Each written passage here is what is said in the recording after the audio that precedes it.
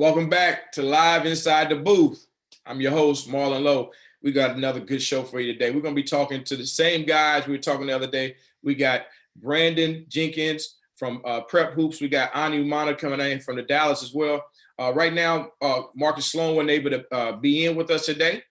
Not currently. He may come back in a moment. I mean, down the road, he has some things he had to take care of. But listen, we're going to be talking about the 17 other teams that participated in Jim Hicks RCS Sports Spring Icebreaker 2019. So even if you want to go on, there's a hashtag SIB 2019 that he has.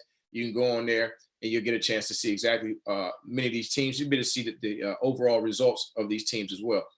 We're going to be talking about the 1,700 teams from the Houston area, the Dallas area, San Antonio area, Austin area, the Centex area as well. And the players. I'm going to talk about some matchups and players. It's another opportunity for us to get a good feel for who these players are and for the college coaches that is going to be looking and watching for each of these teams and these brands to get a good feel early on who they might be able to look out for. Because when you start talking about Brandon and Ani, these are the guys that many of these college coaches are going to be calling in order to rely on and ask them, like, who are these guys? Who are these guys? Who are these guys? Who do we need to go see when we come to town? Or when they get ready to go on to these events, who are some guys that we need to look at and watch while we're out there? This is a great platform for that. And these guys are building their brand, and we appreciate them to be able to come on here and stand as well, to participate as well. But again, as always, do me a favor, do something for us. You see that subscribe button, look at it. It's right there at the bottom of your phone or your computer. Hit subscribe. Give us an opportunity to send you notifications on when we'll be going live, who we'll be having inside the booth as well. Hit that thumbs up button. Give us a thumbs up. Give us a thumbs up. Help us to expand and broaden our base. Help us to expand the brand so that other people will know that, look, there's some good things going on up in there inside the booth. There's some good things going on inside the booth. That's important. Everybody has a brand that they want to broaden and to be expanded. So do that. If you want to follow us on social media, we're on Twitter at Inside Booth on Twitter, at Inside Booth on Twitter. That's our social media platform. And then when you start talking about what was I going to say? Oh, Instagram. Instagram is Live Inside the Booth on Instagram. Live Inside the Booth on Instagram. Listen, we go back and forth. We talk about a lot of various topics. It's not just going to be basketball, but right now, this was the inaugural season opener, basically, for everybody in summer basketball. Was the spring icebreaker in Houston, and we're going to discuss that today. Going forward, plenty of conversations with a lot of people that parents and coach will be able to get a lot of information from. Next week, we got the number one 3-point maker as from a freshman in the country. We got Antoine Davis coming back inside the booth for next week, guys. And it's going to be awesome just to hear him talk. He broke that single season record. He broke Steph Curry's record. Who is he? What's he thinking about? What's going on with him? But right now, let's stay on topic. Let's get inside the booth. Let's bring Ani and Brandon Jenkins inside. And don't forget, at some point in time, if Marcus Sloan is able to join us, he's going to hit me on the line. Going to bring him inside the booth as well. But right now, let's bring Brandon and Ani inside. What's happening, fellas? What's good, Lo? What's good, Lo? We good. Listen, I just gave my brief introduction. I'm getting a little bit better at this. Like I said the other day, I'm trying, but I think I'm flowing a little bit now. I'm flowing a little bit right now. I'm having fun with it. So, but again, we wanted to tell these guys, I told the viewers, listen, we're going to be talking about the 17 under teams that participated in Jim Hicks Icebreaker, Spring Icebreaker from RCS Sports. And I thought it was some very good teams. I didn't get a chance to see all of them, but obviously y'all got a chance to see quite a few of them. Was any matchups that stood out to y'all in particular? When I came in Sunday, the first matchup I saw was Houston Defenders and say it again, Ani. I missed you. Can you hear me? Yeah.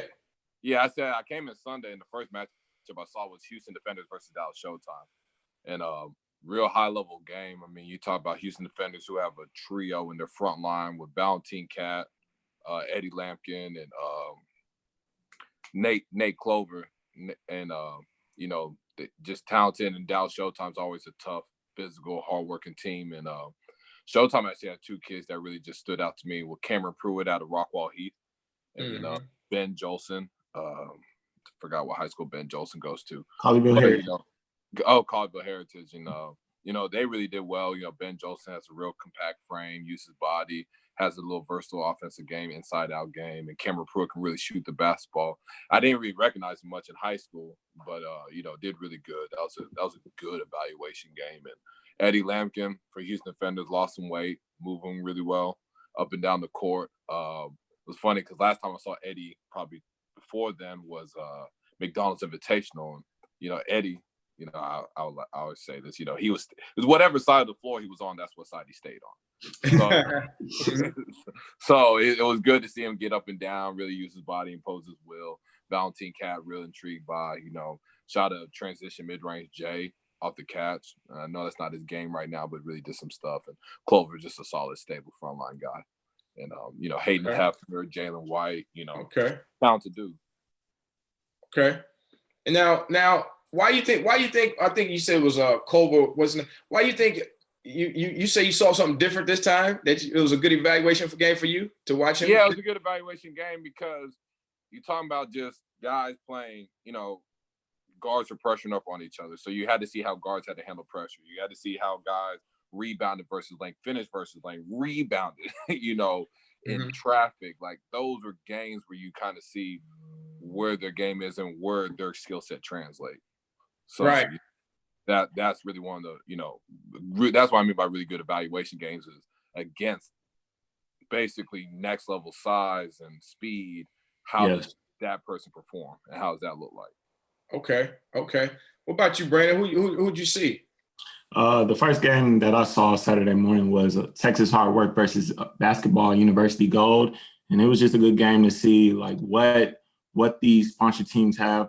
Obviously, Basketball University Gold is with Adidas and Texas Hard Work is with Under Armour. So it was a good chance to see like what they'll be showcasing on the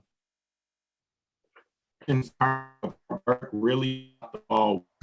And it's crazy because when he doesn't shoot the ball, you kind of don't see him. He kind of was invisible. He shot the ball well. It got his game going. He started getting rebounds, was active on the defensive end. I really was impressed with his game. And then a player that I seen for the first time who made his Hard Work debut was Keon Edwards. He formerly went to Pasadena Sam Rayburn and then transferred to Finley Prep. It was good to see him play for the first time. He's very versatile, can really handle it, long, rangy, has a mid-range game. I was really impressed with his skill set, and he has a chance. If he keeps fine-tuning his skill set, he can be really special for years to come. And then with Basketball University Gold, they're a very young team. They have two young guards, and DJ Richards and Caleb Stewart, and they're just trying to figure it out. It seems like it's a rebuilding year. They've been loaded for the past couple of years, so they're going to figure it out on the circuit. And Teddy Wheeler's going to throw him through the fire. So it'll be interesting to see how the summer plays out for Basketball University. Right. I know they got some young guys that they've been trying to pull up as well to try to play a little bit. I thought that was a pretty interesting move by Keon Edwards when he left Sam Rayburn to go out to Finley Prep. And then he comes back not only to Houston, but he bypasses Houston and goes up to San Antonio to play for with Texas Hard Work. I know that they changed the name a little bit from SA Hard Work to Texas Hard Work. I like that. Yeah, they recruit Texas. Yeah, I like that. I like that. So now, who won that matchup?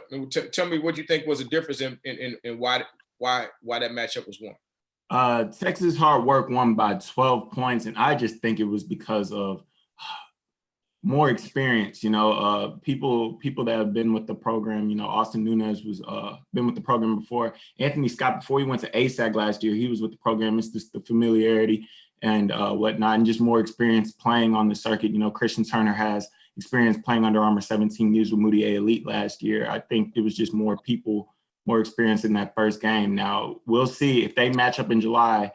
Who knows? Maybe Basketball University can get one, but Texas Hard Work had the players have more experience, and they eventually came up with the dub. Mm-hmm. Speaking of Austin Nunez, Austin is a 2022 that's actually playing 17 and under. Yeah, playing up. How did he look during that game? Comfortable, which is very surprising. He was very poised. He was ready for that moment. In the next game, they played Team Harden, and that's when he really stood out, made a couple of deep shots, had 2 chase down blocks, which was really surprising considering his size, but he had 2 chase down blocks. He was into it, and he looks like he's ready to compete on the circuit. So it'll be interesting to see how he thrives. in the spring/summer.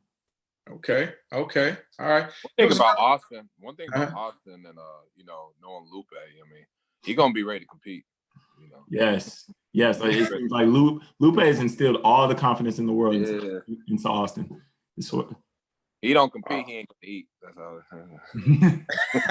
Probably literally, huh? Like, yeah, probably. You sleep out in the car tonight. Yeah, that's good. That's good because I like to say, I know Luke brings a lot of energy. Expectations are high as far as effort and competing. So that's very good. I respect that. I respect the heck out of that right there. Couple other matchups. Who we got, Ani? So I saw Houston Hoops and Urban DFW. So it was premiere for me watching LJ Cryer with the Houston Hoops team, and I mean, that was probably the best. That was the best performance I saw. He's a bucket. I mean, just scoring and pick and roll, just showing he's capable of running a basketball team. I mean, just efficient score. He just has a gift for it. And then, Braylon Bush for Houston Hoops did a really good job. I mean, he really facilitated well, hit shots, did everything within the flow. Langston Love, although played a little bit out of position, I thought he really rebounded well. I thought he did a lot of other things really good, and I thought he scored when the opportunity was present. Nate Martin actually stood out for me. I like how Nate played. Physical inside, play with some toughness about him, hit some open shots, just mix it up. Just really mixed up his game. And then Ruben Fothery, I mean, you definitely can't discount what he did. Just an inside presence. I mean, just big. I mean, I know he's a big time football player, but I mean, just created a lot of havoc inside on both ends against DFW. And, that's why Houston Hoops won that game pretty convincingly. Pretty convincingly. Yeah. I think it was probably a 20-point beating. I mean, it was, yeah. But, I mean, Urban, you got Wade Taylor. I know Urban was missing Duncan Powell, missing Marco Foster. Colin Owens was hurt. So you talking about you missing two frontline guys in the sharpshooter. But I thought Wade Taylor, I thought, you can see how well he thrives in open court, can really shoot it, get to the rims real fast. KJ Pruitt actually did some really good things, especially on one-on-one offensive scenarios.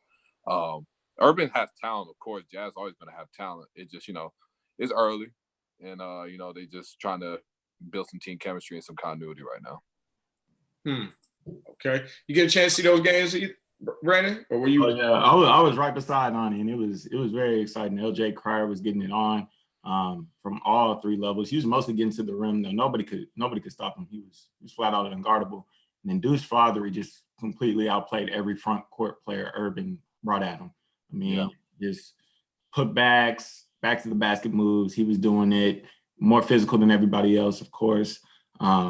KJ Pruitt looked well. Ani mentioned something when we were at the game that he has a chance to be that Urban player whose recruitment takes a rise. When you think of those players, you think of Caden Archie and Marcus Sasser and even TJ Starks and Mike Adewunmi. And he has a chance to become one of those type of players with his two-way ability. So it was a fun game to see. Houston Hoops pulled away, won by 21.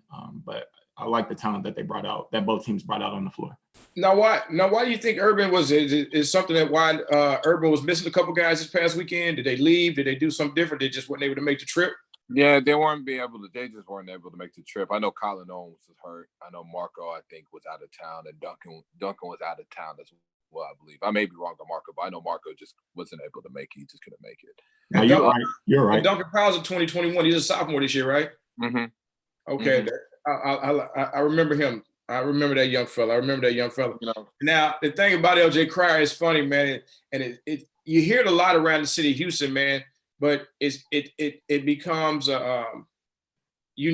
people are saying like Brandon, you said he's a bucket. Like, yeah. That's when you say things like that, because that's what you look at. You like, every time you look up, you're like, another bucket, a bucket. It's getting a bucket, And so he's been making his presence felt a long time.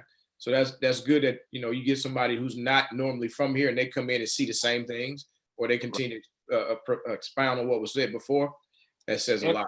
And I like how he just really has progressed as a point guard. I think that's really one of the underrated aspects of what I saw in him. Just he can score. but I think he's very capable of running a basketball team. You know, I think LJ has really made some progress on that end. Nah, he's gotten stronger. Mm-hmm. I was looking at him. I was trying to size him up a little bit. He's gotten stronger. Forearms got a little big. You know, he has some weight. He's ready for the EYBL physicality. So like, it'll be interesting to see how he does, if he can keep up the good work. I think so. Give us another highlight some other matchups, man, because I want to be able to get a lot of these guys. We want to be able to get a lot of these guys, teams and names out there as this season comes on, because you know the summer circuit, as far as the recruitment calendar, is really shrinking this summer. Yeah. Really shrinking. So these coaches gonna be depending on y'all to give them some information, you know. So when they come to town, they're gonna be hitting you up, Brandon, who I need to go see, Ani, who I need to go see. So, or I heard you mention this guy, and I heard you mention that guy. Tell me something about him. So give us some as much as you can. I mean, obviously you can go on and on and on, because I know that y'all just got a plethora of names, but give us some good details on these games that you saw. So when these coaches get ready to go out in April, they know ahead of time what to see. So they can either record or check it. You know what I mean? For sure. Yeah. Any other games? What are we looking at? The most exciting game for me in the Icebreaker was a game that included 2 independent teams, and it was incredible. It was amazing. It was a rematch game between 3D Empire and Coos Elite. The last time these 2 teams played each other was in the July Law Period Gasso in Duncanville. And Coos Elite came away with the win, but 3D Empire's Baylor Heb dropped a 40 ball on them, had 43 points. And it was the game that got him the Abilene Christian offer. So that was a big time game. And so they got a chance to set up a rematch at the Spring Icebreaker. And it was a fun one to see right from the get-go. The full 32 minutes was just purely exciting. Some names that stood out for Coos Elite was Jahari Long. And Jahari is somebody that I've been critical of probably since the end of his the end of his sophomore year going into his junior year. I just didn't see the value in his game. You know, like, I knew he could create open shots for people, but I wanted him to go. I wanted him to show more intensity, bring more intensity onto the floor. And that is really what he's doing. He always makes the right decisions. You know, he's starting to knock down open jumpers. He gets to the rim. He's athletic. He's long. He's strong. I'm really loving what he's bringing to the table, and he's making his case. I'm glad you finally got I'm glad you finally got Yeah, Ani has been on me, because he was like, no, there's value there. There's very value. And I was just not listening. Like, I've always been critical, but it wasn't until the SBC tournament where he showed out against St. Mark's for Houston Episcopal. And then he comes in against 3D Empire and does everything. He rebounds, he passes, he scores, he makes the right decision. He doesn't turn over the ball. Everything that you want in a point guard. He's won my respect. He's definitely won my respect. And then Nate Lacewell, 6'7", trim, lengthy forward, shot it well from 3. He had a pretty good stroke. I always find value in those dudes with great size who can struck the long ball. So that was pretty good to see. And then for 3D Empire, it was the flame-throwing backcourt of Baylor Heb and Logan McLaughlin. And Logan McLaughlin, he came into that game ready to play. You know, he made the rim pop a couple of times trying to make some plays above the rim, but he does what he usually does, and he hits shots from 30 feet, you know, right from behind the NBA range. You know, him and Baylor Heb are 2 players that only have 1 loan offer from Abilene Christian, but if they continue to score the ball efficiently and compete on defense, they can see their recruitment take a rise. They're 2 solid fundamental players. How to say, 1 offer from Abilene Christian. Isn't Abilene Christian still playing? Yeah, they're in the tournament. They play Kentucky. So they got offers from one of the top 64 teams in the country right now. Yes, sir. Hey, come on, y'all. Let's not make. Hey, don't hold on to that offer too long. But I just got you. But no, that's good. That's good. And they could play. And it's funny you say that. So Ani, tell us a little bit what you say about Jahari Long. I mean, I know you want to talk about that matchup too, but obviously y'all been having some good conversations amongst each other about Jahari, because I've heard of quite a few of them also. But let's hear a little bit about what you. Well, I wasn't there for that game. I came Sunday, but I've been high on Jahari Long. I mean, I wrote a feature on him when I saw him in December. He had 9 points and 5 assists, and but just everything, it just translated the way he facilitated his body, able to get to spots and do some things. Jump shots, obviously not like doesn't have a great jumper, but he hits shots. You know, he can hit shots, and loves his defense intensity. And I wrote about it. I got some flack from it. It just I was telling Brandon's like, man, like, no, you tripping, you know, like, you know, he's good, but you know, he has to do this. And I said, okay, you know, that's fair. You know, just like there's a lot of value. I think the kid has a chance to be really pretty good. I mean, he's, you know, still got some stuff he got to work on, of course, just like all players. But I said, you know, stuff he does translate, and I'm glad Brandon got to see it. Took a little bit. He finds the open man. You know, I'm very production based. And so after that 9.5 assist game, he had me going away very, very salty. Like I was not impressed at all. But after the SBC tournament, after a few games that I watched also during the high school season, I was like, okay, I can see he really finds the open man. He threads the needle to a T.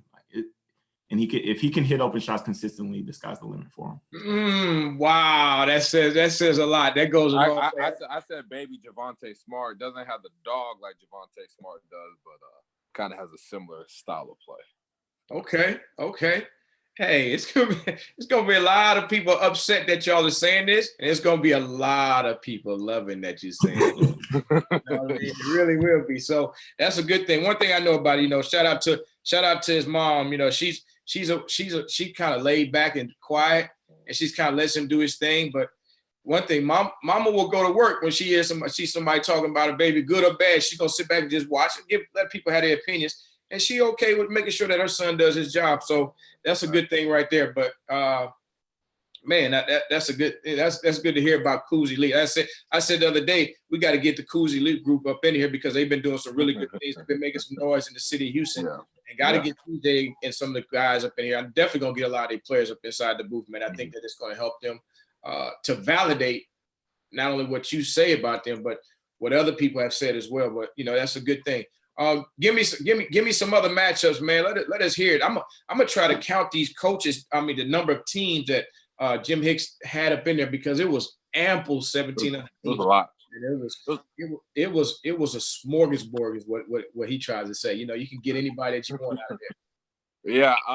So that gold bracket championship game in the 17U tournament division between you had Texas Elite Mel and FOE 2020. And that was played in the same time, I believe, Houston Hoops 16s and John Lucas JL3 team was playing. But got to really look at Stephen Farmad, probably said the last name wrong, out of Texas Elite Mel, 2020 kid out of Bush, big kid, you know, big early post. You know, he just gets stuff done inside, rebounds well, plays hard, you know, talks on defense. He has just has a mean streak about him. And I like him. I talked to him a little bit after the game, you know, talked about his recruitment and stuff, and wrote about it on the website. And you know, you got Melvin Holloway. Who are they playing again? FOE 2020. Okay. And FOE 2020 has a long lanky kid that ain't bad at all. Ladu Lago, about 6'7", long, got a physical profile that really matches. And just in stretches, you know, just make some plays like, you know, altering a shot or, you know, run the floors and catching it and finishing. You know, he just does some things and can do a little bit out on the perimeter. But, you know, there was some stuff that was really intriguing about him. But back to Texas Elite Melvin Holloway, you know, just little guard, but you know, gets a lot. You know, he's fearless. He was hitting shots versus length. You know, he just did some things, you know, and I think he was the leading scorer the whole way throughout the whole tournament. You know, him, Steven, I think the kid Wesley Sellers, he did some things that I really like. You know, just always played hard. Remember Wesley since 7th grade. Just always plays with a lot of motor and toughness. But FOE 2020, I like the kid Ladu Lago. I got to see more of him. I know he transferred during the school year. He played JV, so this is just the first time I really get to see him. And wow, so during the school year, okay, he transferred. So he did wind up just playing JV. Yeah, he played JV. He played JV because I was asking coach Marlo Johnson. I was asking him, you know, I ain't seen.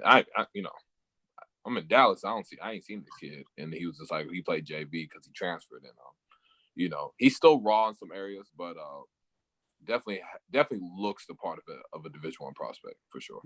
Okay. All right. What school, Ani? You know what school? Huh? What school? I think Grapevine. Don't quote me. I think Grapevine or something. I had it's on my notes. Yeah, get that ready, man. So when I'll the be on the coaches hit you, lookout. man, you know it. Yeah. But definitely a Correct. kid. Expand upon what Brandon was talking about with 3D, Logan, McLaughlin, and Baylor have, they did some really good things. Saw him against Sonny Hoops. Logan just gets to the rim, just has a tack doggish mentality, just ultra aggressive pursuit to the rim, and he hits shots. And Baylor, the one thing he does, he can just really score the basketball. He didn't score it or shoot it as well as I've seen in the past, but I mean, just a lethal jump shooter that doesn't need much space to get a shot off. And, Yeah.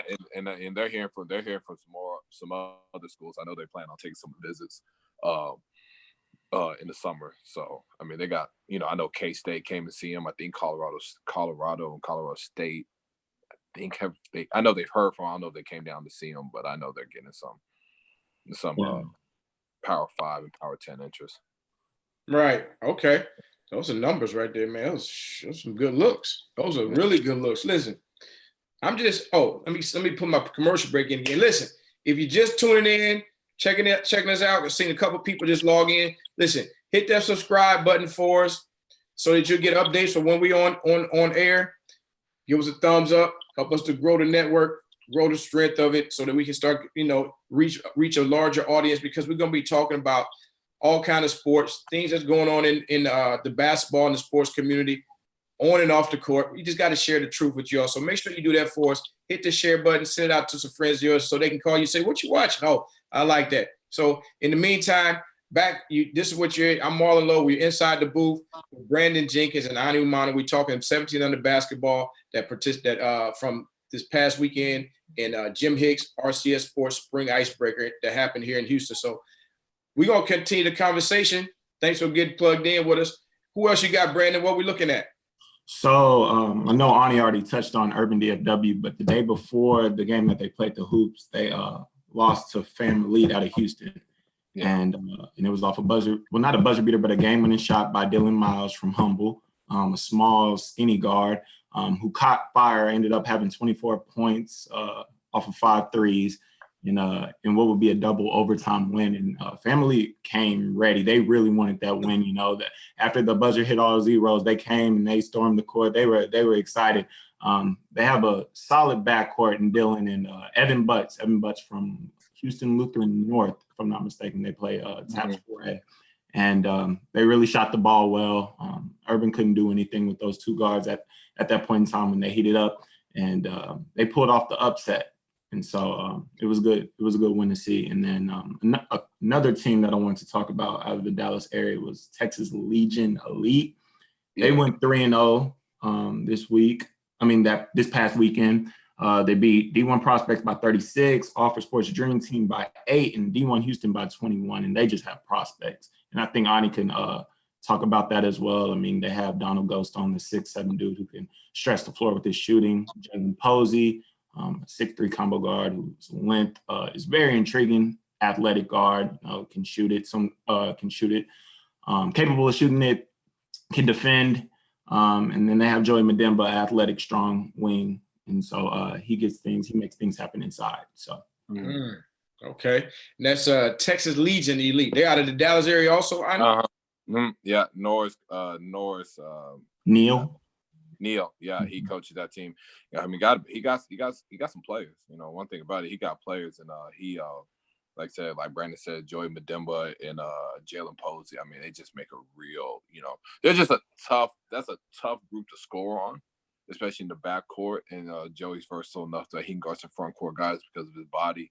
But I mean, they looked really impressive. I saw the game on Sunday where I think they blew a team out by like 30, 20. Was it that same game when they beat someone by like 30 points? Yeah. Yeah. I mean, just, got up and down the floor, play fast, you get, even though they first weekend, but they play with a lot of continuity and confidence, they're a team that if you're a major shoe team or just whatever, I mean, you just don't want to face those guys. Yeah, they have a chance to be one of the top independent teams in Texas. You know, if they can keep playing this way. I think I think they're all familiar with each other. I think they've trained together before, so I think they're excited to play together and excited to have a big summer. So a couple. Yeah. Go ahead. Well, I was going to just talk about a couple teams, but so before we leave this team, tell me the size of these guys. What position? These are 2020s, they're juniors for the most part. What are the sizes and positions so that people might know who to look out for? Jalen Posey is about 6'2", point guard. Joey Medema, excuse me, is about 6'4", 6'4.5", maybe say 6'5", but he's a wing type, wing guard. And then you got Donald Goldstone, about 6'6", 6'7", 3-man. Okay. And then I forgot about Khalil Anderson from Keller Central. 6'4" and lengthy. So yeah, they have length. They definitely have length and athleticism. Okay. Well, I'm enjoying this conversation. So let's go, because this might be off a little bit. This might be a conversation for another day. But let me ask you this.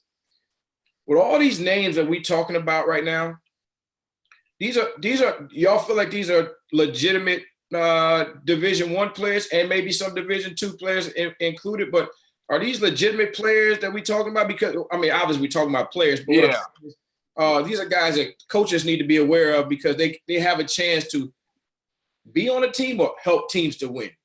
Yeah, I think all the kids I've talked about are at least Division I prospects. I've talked about it, a couple kids, probably D2, maybe NAIA level guys or some JUCO guys, but most of them, I would say 98% of the guys I've talked about is Division I prospects for sure. Okay. Likewise. Okay. Because I wonder, because listen, right now the talk, one of the talks of the state right now is a young man from Klein Forest. Calvin Solomon, right? I've had a couple coaches call me. Didn't play for us at all, but I've seen him quite a bit. And I told some people before about him, but had some coaches call me and ask me about him. And so he played with a basketball university before, and they like, look, this kid can play at this level. This kid can do this, and this kid can do that. Why are we missing? Why do y'all think a lot of guys schools currently miss? Is it something that we're doing internally wrong throughout the state of Texas? Maybe because even now, like we said before, the coaches have even less days now to evaluate, which makes you guys even more important. You know what I mean? But tell me why you think a guy like that may have been missed. Well, with Calvin, has always been consistency. It was never a talent issue with Calvin. It was really more of a consistency. It was really up and down. You always be able to do some stuff off the dribble. Always can, hit a mid-range J and can do some things, rebound, and he's just played with a more consistent motor. That's really what he's just been bringing more. And with guys that size and really just players, period. Lola, as you coached and developed, had pros and high major guys, the Division I guys. I mean, when you play with a consistent motor and you're on the glass and you're doing things and playing with attack mentality, I mean, good things generally happen. That's all that was. It was just with Calvin, it just became more consistent, And now you got TSU, SFA, and a lot of other coaches have been calling him. And another thing that I want to add to it was his situation last summer. He played behind some other guys. I know he was playing behind Ty McMillan and another big man on BU. So he had a rare opportunity to present himself, but like this upcoming spring, this past spring at the UIL state tournament and regionals, he had a chance to prove himself, and that he did. Each game that he played, and he played hard, and his production on the defensive end is really what got Klein Forest all the way to the state title. Nobody wanted anything to do with him, and then he showed some moves in the low block. So I think there's really value there on both ends.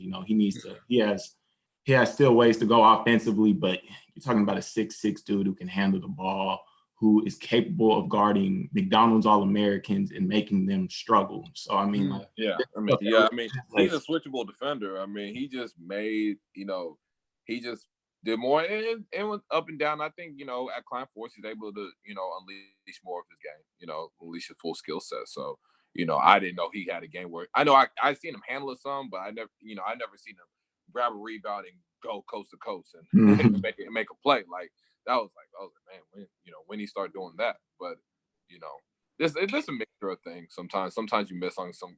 Sometimes guys miss on guys, and sometimes kids just figure it out. And just become more consistent.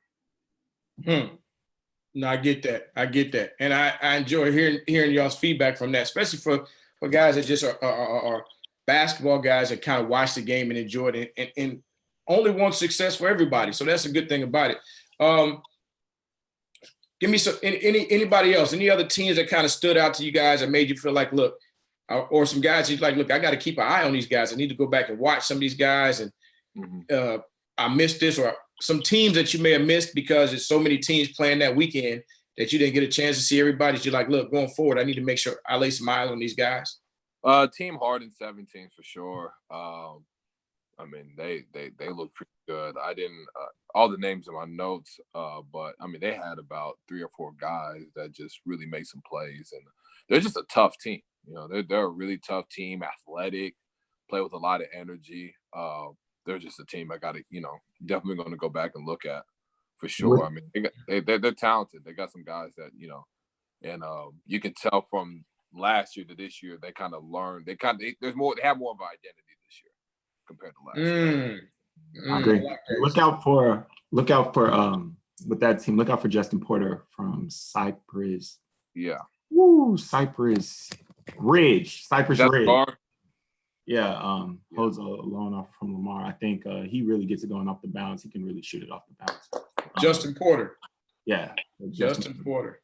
I'm from here. I hadn't been around, so hadn't been around them, so I didn't get a chance to see him yet. I need to go make sure I get a chance to check them out as well. Justin Porter. And then we like I said, I was there Sunday. We had somebody, Josh Hawkins. He was down there covering, and he really liked Pro Skills, Arthur Kaluma, and Montreal Pena for Pro Skills. He said they played really, really well. And I got the chance to watch a little bit on Baller TV, but we had someone down there that really, Pro Skills got some talent. Yeah, one thing, and to talk about Arthur Kaluma, that's one player that me and Ani definitely agree about in terms of like production and projection. I mean, I think he's the real deal, and he has a chance to make a serious name for himself this summer. Arthur Kaluma, playing with who and how tall, what size can he? What position is he going to be playing with for? Nike Pro Skills, 6'6", 6'7", 1 through 4. What? Really like a wing, like a 3. 3, 2, 3. But due to pro, he's really like a 3. He's really a small forward. I mean, yeah, he's a small forward, but he's definitely capable of. I've seen him lead the offense. Seen him run the 3, not really as much as 2, but he'll be on that wing, and he can make plays for others. That's big, especially when you say 6'6", 6'7". And can handle the ball and be able to facilitate an offense and run the break. Yeah, he initiate. I mean, the high school season at Universal Academy, he initiates the offense for the most part. That's yeah. Hey, those are jewels, man. Those are diamonds in the rough that a lot of people want to find. Those are some of the toughest talent. Let me see, the toughest positions to pretty much evaluate, but those are difference makers. Besides an anomaly type of guy, pretty much a multi-versatile 3-man that can do everything, because those are guys that just, they're mismatches here, they're mismatches there. Another guy they can make plays for everybody else. Those are guys that kind of like those are the hidden jewels that people don't know it. Sometimes they just miss it with their eyes. Sometimes they try to look at points all the time when they look at different things, but that's just me throwing things out there. I just try to put the tree and rattle the bear a little bit, but it's okay. Anything else? Anybody else that we looking at? Houston Cowboys. Oh yeah. They got their Coach Crawford. He had a kid that really intrigued me. Quarter Dreams as well out of Dallas. Kobe Jones, the guard, coach's son. Solid. Those two especially, I want to definitely mention that. Really always like seeing them play. Always got at least a kid. Always got a kid that always got a chance. Right. Play at the next level. Yeah, have a couple of seniors that college, if you're looking for some late guys to go after, definitely check out Brandon Hope from Cypress Ranch, about a 6'4" wing that's athletic.